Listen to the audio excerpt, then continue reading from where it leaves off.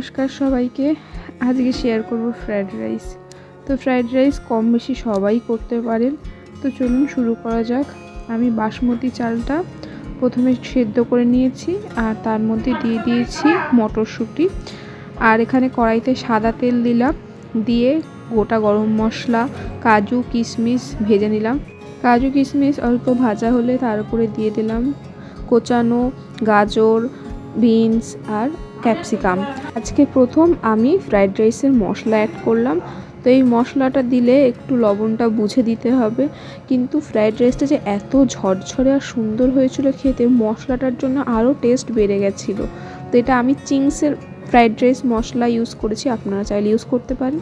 তো ভালোভাবে ভাজা হয়ে গেলে আমরা একটা বড় হাঁড়ির মধ্যে প্রথমেই দিয়ে দেব ঘি, তারপরে সাদা ভাত, তারপরে কিছুটা ফ্রাইড সবজি। এইভাবেই পুরো লেয়ারিং করে করে ভালোভাবে মিশিয়ে নিলেই আমাদের ফ্রাইড রাইস রেডি।